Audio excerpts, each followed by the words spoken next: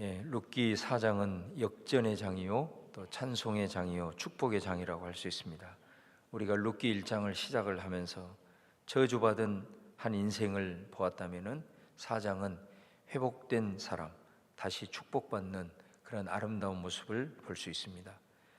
1장은 장례식으로 시작했다면 4장은 결혼식으로, 축제의 장으로 마무리되고 있는 것을 봅니다. 1장은 하나같이 소망이었고 버림받은 그런 무명의 사람들이었지만은 4장은 역사 무대에서 별처럼 빛나는 그런 유명한 사람들로 장식되고 있습니다.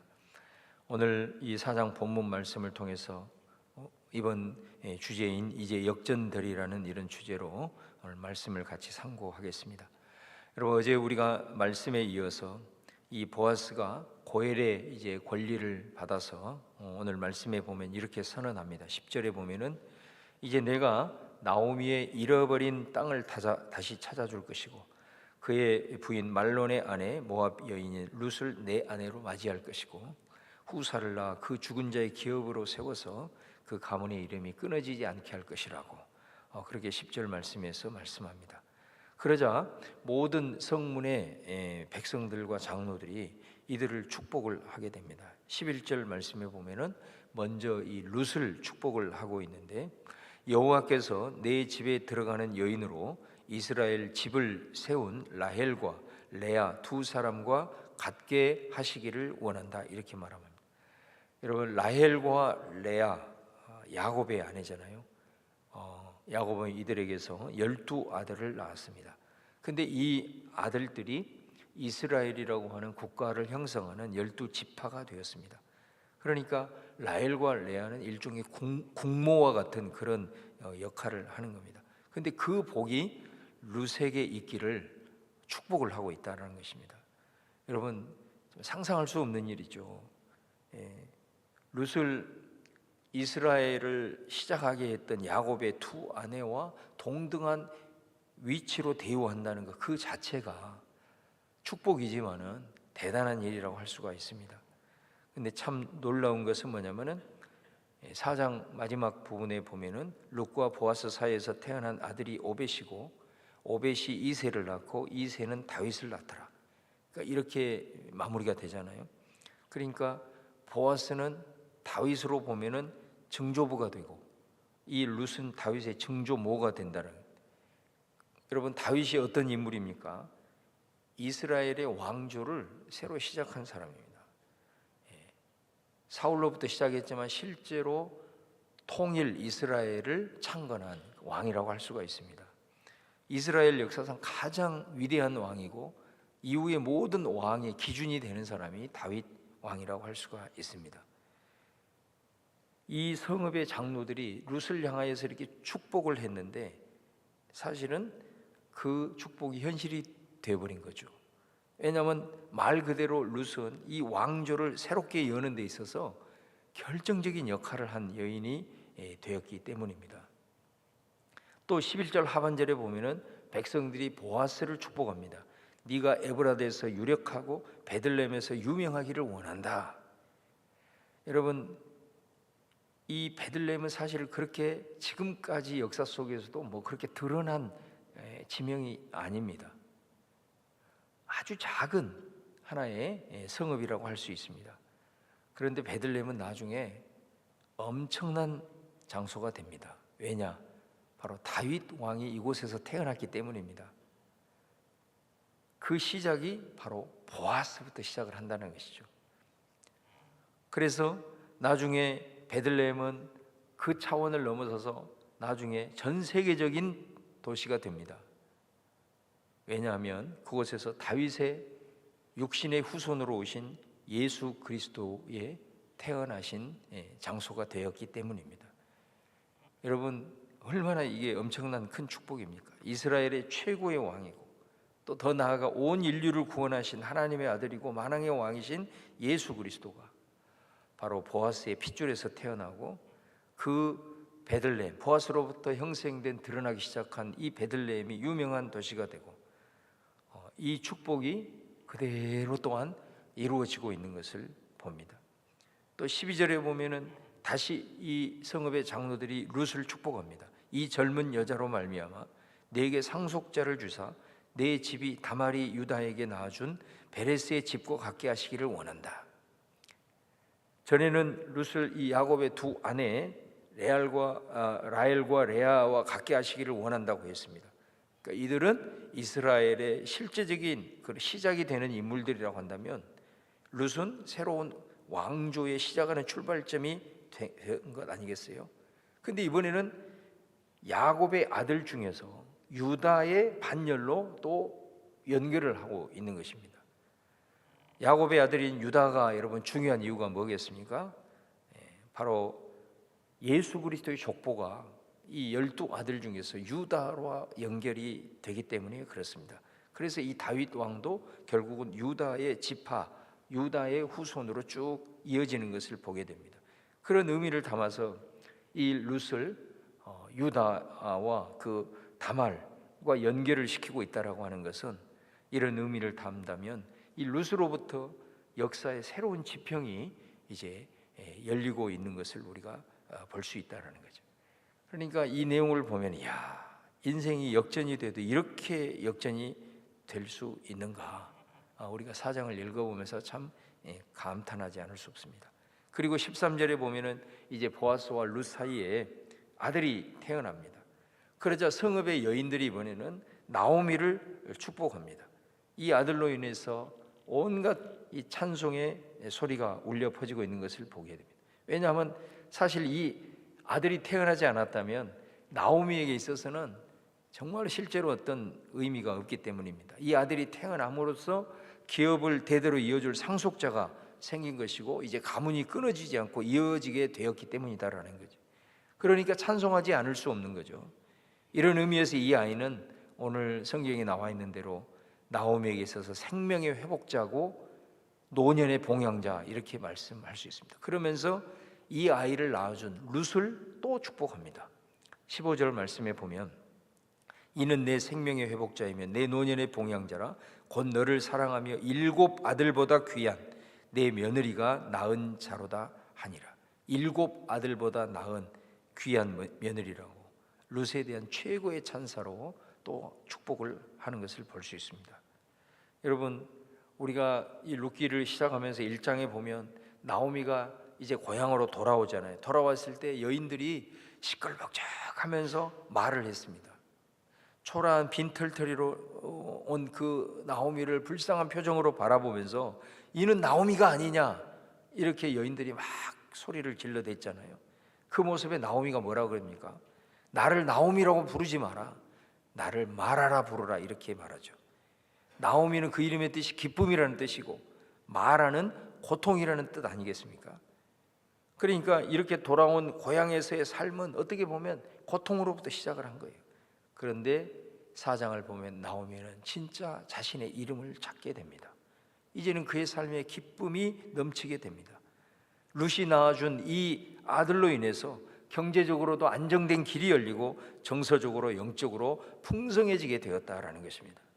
여러분, 나오미를 보아도 룻을 보아도 정말로 역전도 이런 역전은 없는 것입니다. 인생의 흉년 앞에 하나님을 떠난 한 가족, 10년 동안 그곳에서 남편 잃고 2 아들 잃고 과부가 되어서 빈털터리로 돌아온 저주받은 인생이었습니다. 그런데 자신의 이름을 찾았습니다. 이제 얼굴에는 눈물이 아니라 환한 미소로 그 이름대로 기쁨을 되찾게 되었습니다. 경제적으로 이제 더 이상 가난한 과부가 아닙니다. 잃어버린 땅을 찾게 되었습니다. 당당한 경제력을 소유하게 되었습니다. 그의 자부가 그의 삶의 걸림돌이 아니라 디딤돌이 되었습니다. 외롭고 초라한 존재감도 없는 이 두 사람, 룻과 가부는 이제 역사적으로도 위대한 인물이 되었던 것을 우리가 보게 됩니다. 서두에서도 말씀하셨듯이 여기서부터 시작해서 4대 만에 유다라는 국가를 세워서 통일 이스라엘의 초대 왕이 된 다윗이 바로 이 핏줄에서 나왔기 때문이다. 4대 만에 최고의 명문 가문이 되었다라는 거예요. 왕조가 태어났다라는 것입니다. 여러분, 어떻게 이럴 수 있습니까? 성경에 보면 통틀어서 이런 역전 드라마가 또 어디에 있겠는가 우리는 보게 됩니다. 여러분, 참 어두운 시대고 소망이 없는 그런 초라한 과부를 통해서 이 모습을 보면서 이 말씀을 읽고 묵상하는 저와 여러분에게도 소망을 품는 것은, 하나님이 함께 하시면 능치 못할 일이 없고 나 같은 보잘것없는 인생이라도 하나님은 새로운 역사의 지평을 열 수 있는 복의 통로로 사용할 수 있음을 룻과 나오미를 통해서 우리는 그런 소망을 품게 되는 줄로 믿습니다. 여러분, 오늘 이 말씀 정리하면서 과연 이런 역전의 역사가 있기까지 도대체 어떤 과정이 있었는가, 우리는 다시 한번 말씀을 마무리하면서 돌아보지 않을 수 없습니다. 이 사람들이 무슨 대단한 업적이 있었던 것이 아닙니다. 우리도 이 사람들처럼 인생의 그 흉년 앞에서 실패하고 좌절할 수도 있습니다. 그런데 이런 인생의 결말이 이렇게 이루어지는 희망을 갖게 되는데, 바로 저는 두 가지를 이들의 인생의 과정 속에서 주목하고 싶은 거예요. 이런 역사를 이룰 수 있다면 나도 이런, 때로는 실패할 수 있고 이렇게 초라한 과부로부터 시작함에도 불구하고 하나님이 함께 하셔서 이런 역전을 이룰 수 있는 소망을 품게 되는데, 그 과정에서 룻은 우리에게 어떤 메시지를 던지고 있냐라는 거예요. 첫 번째는 하나님께로 돌이키는 것이 그 출발인 줄로 믿습니다. 역전의 출발은 히브리어로 슈브, 돌이키는 거예요. 하나님께로 돌아감으로써 시작한다라는 것입니다. 여러분, 이 나오미가 인생의 흉년을 극복하기 위해서, 아니면 자기가 갈 그곳에서 뭔가를 얻기 위해서 그 모압 땅으로 갔을 겁니다. 그런데 우리가 잘 아는데 그곳에서 흉년을 극복하는 것이 아니라 오히려 더 인생의 절망을 경험하죠. 말 그대로 그는 그곳에서 그냥 죽음으로 끝나도 더 이상 할 말이 없는 상황이 되었습니다. 그런데 나오미에게 있어서는 완전히 그 모압이라는 땅이 절망의 땅이고 죽음의 땅이었지만, 그런 것도 새로운 시작이 될 수 있다는 것을 이 룻기는 우리에게 보여주는 것입니다. 그러면 그 절망에서 소망으로 그 분기점이 뭐냐라는 거예요. 바로 그것이 하나님께로 돌아오느냐의 문제다라는 것입니다. 여러분, 말씀을 보세요. 나오미가 이제 내가 떠나왔던 하나님의 집, 그 하나님의 그곳으로 돌아가자, 이렇게 생각을 하고 발 한 걸음을 내디뎠을 때, 성경 그 다음부터 하나님의 시간표가 돌아오려고 결단하는 나오미와 룻에게 작동이 되고 있다는 것을 우리는 룻기 1장 말미부터 바로 발견할 수 있는 것을 보게 됩니다.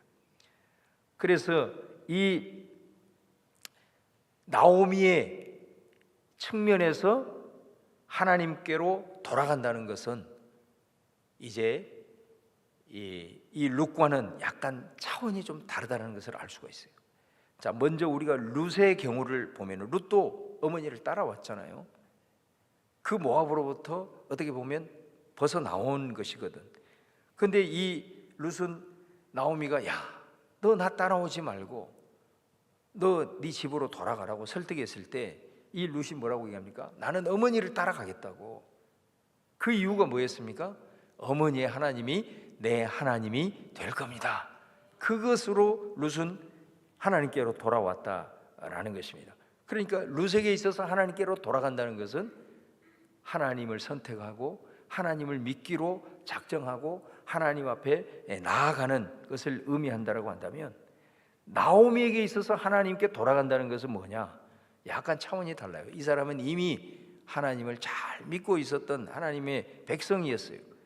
그런데 나오미가 이제 10년 만에 그 인생의 절망 가운데 다시 하나님께로 돌아간다는 것은 어떤 의미냐면, 내 인생의 주인이 내가 아니라 이제부터 내 인생의 주인은 하나님이십니다 라고 하는 의미의 돌이킴입니다. 이제까지 예수님을 내가 믿었지만 여전히 내가 중심이었단 말이에요. 예수님은 내 인생의 액세서리였단 말이에요. 내가 필요할 때 예수님을 모셨고 필요 없을 때는 예수님은 저 내 삶의 우선순위에서 밀려나 있었단 말입니다. 그러니까 나오미가 돌아왔다는 것은 이제 내가 하나님이 어떤 상황에서도 내 인생의 주인이다. 내 중심은 예수님이다. 나는 예수님 중심으로 생각하고 예수님 중심으로 모든 것을 선택할 것이다. 예수님이 좌하라면 나는 좌하고 예수님이 우하라면 우할 것이다. 예수님이 내 인생의 주권자가 되리라는 고백, 예수님이 내 삶을 다스린다는 고백, 이게 바로 나오미가 하나님께로 돌아간다는 의미다라는 것입니다. 여러분, 이게 얼마나 참 이게 현실적인가, 이 사실을 보면은 우리가 주님을 믿고 살아간다고 하지만 얼마나 많은 사람이 예수님이 내 삶을 다스린다, 정말로 내 주인은 내가 아니라 예수님이다, 이런 고백을 하면서 살아갈까 되묻지 않을 수 없다라는 것입니다.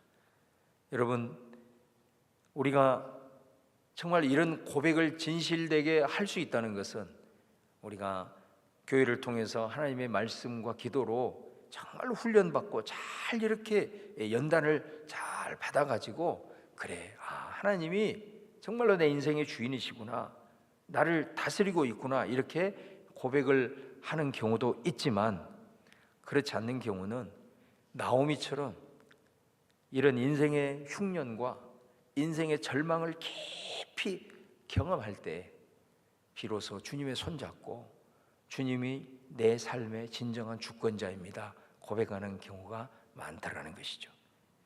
여러분, 저는 여러분이 정말 하나님의 말씀을 함께 공부하고 또 훈련을 받으면서 여러분 가운데 정말 하나님이 내 인생의 주인임을, 내 인생의 주권자임을 고백하는 그런 확실한 돌이킴이 있기를 주의 이름으로 축원을 드립니다. 혹은 내가 원치 않게 내게 찾아온 절망의 순간들이 있을 수 있어요.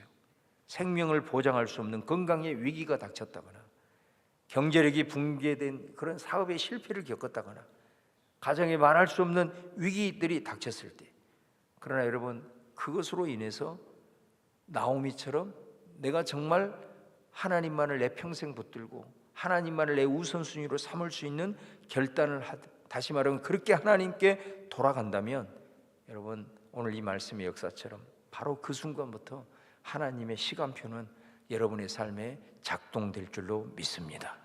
하나님이 다스리는 삶, 예수님이 중심이 되는 삶, 내가 잘났거나 못났거나 아니면 부유하거나 가난하거나 이제는 상관없이 어떤 상황에서도 내 삶의 우선순위가 되는 그 고백, 여러분, 이것이 내 신앙 가운데 확실히 해결되고 고백될 수 있다면 바로 그 순간부터 때로는 더딜 수는 있어도 반드시 여러분의 삶에 역전의 역사는 나타날 줄로 믿습니다.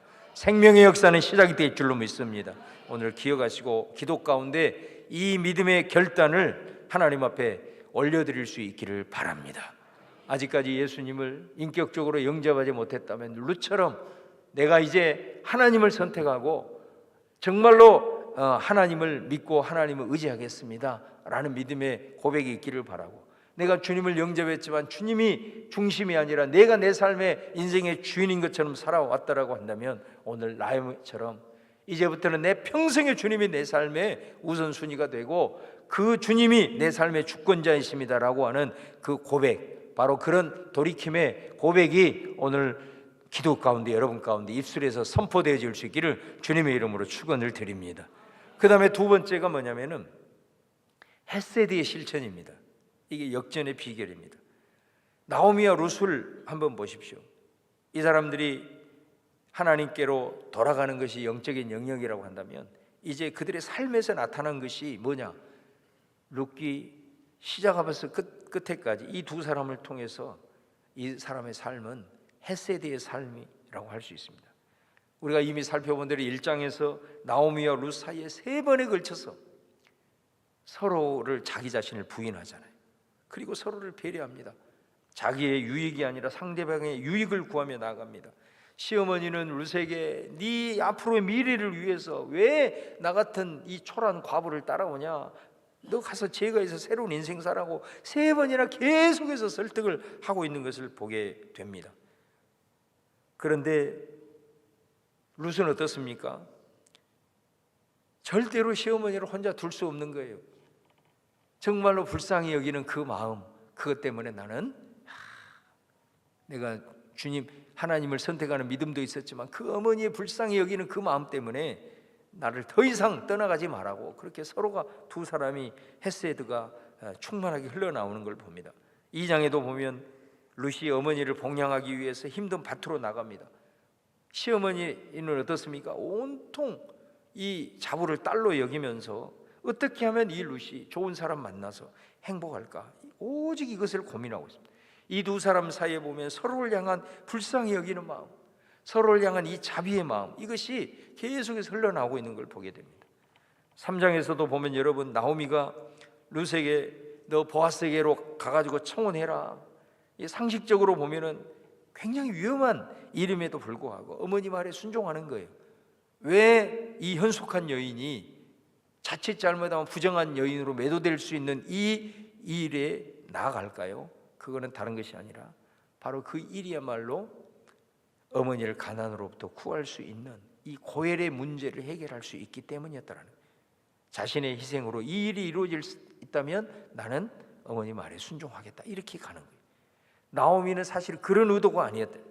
젊은 자부에게 은혜를 베푸는 이 보아스의 모습을 보면서 이 사람이라면 룻을 행복하게 해줄 것이다, 이런 소망을 갖고 과부로 지내지 않고 인생의 후반전을 멋지게 펼치려는 확신을 가지고 또 이렇게 했다는 거예요.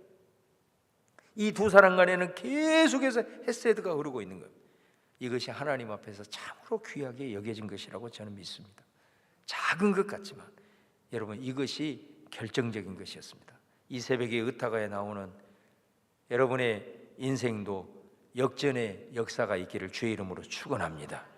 지금보다도 하나님 앞에서 역사의 지평이 여는 그런 믿음의 역사가 있기를 간절히 바라는데, 오늘 이 말씀을 받아서 마태복음 5장 7절에 예수님이 말씀하시는 것처럼 긍휼히 여기는 자는 복이 있나니 그들이 긍휼히 여김을 받을 것이요 말하고 있습니다. 저와 여러분이 사는 것은 하나님 앞에 불쌍히 여김을 받아야 되는 겁니다. 우리가 잘 되는 길도 하나님의 긍휼에 있는 것입니다. 저는 여러분, 다른 것은 몰라도 어떤 사람이 하나님 앞에 뭐 큰 일을 감당하는 사람이 정말로 행복하고 가정이 형통하냐? 그럴 수도 있고 그러지 않을 수도 있습니다. 그러나 사람과의 관계에서 다른 사람을 대할 때 시기하고 경쟁자로 여기거나 타인을 힘들게 하고 진을 빼는 인생이 아니라 늘 불쌍히 여기고 늘 안타깝게 여기고 배려하고 양보하고 품어주는 그 사람, 제가 보면은 그런 사람에게는 다 풍겨나오는 온유함이 있어요. 그리고 그 자녀들이 항상 잘 되더라고요. 그 가정이 믿음 안에서 회복돼요. 여러분, 이 비결을 꼭 붙들어야 돼요.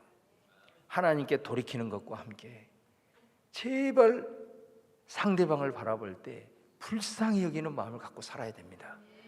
그것이 여러분 역전의 비결이라는 것을 오늘 말씀을 통해서, 우리 주님의 말씀을 통해서 꼭 기억할 수 있기를 주님의 이름으로 축원을 드립니다. 네가 다른 사람을 제발 긍휼히 여겨 자비의 마음을 가지고 대, 그러면 내가 너에게 긍휼을 베풀 것이다 라고 말하잖아요. 우리는 하나님 앞에서도 완벽한 자들이 아닙니다. 그래서 시시때때로 우리는 하나님으로부터도 불쌍히 여김을 받고 살아야 하는 겁니다.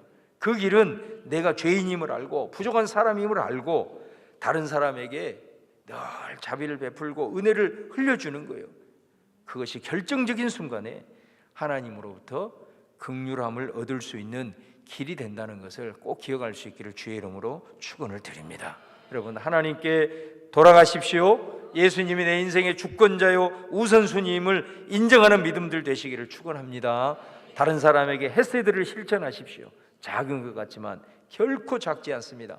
그것이 역사의 지평을 열고 인생 역전의 비결이라는 것을 룻기를 우리가 마무리하는 이 시점에서 꼭 붙들 수 있기를 주님의 이름으로 축원을 드립니다. 여러분, 하나님이 역사하심을 믿습니까? 여러분, 우리 하나님을 내 인생의 모든 열쇠를 쥐고 계신 하나님을 믿으신다라고 한다면 오늘 주신 말씀을 꼭 믿음으로 취하고 오늘 하나님 앞에 간절하게 기도하면서 성령의 뜨거운 감동과 믿음의 역사가 있기를 주의 이름으로 축원을 드립니다.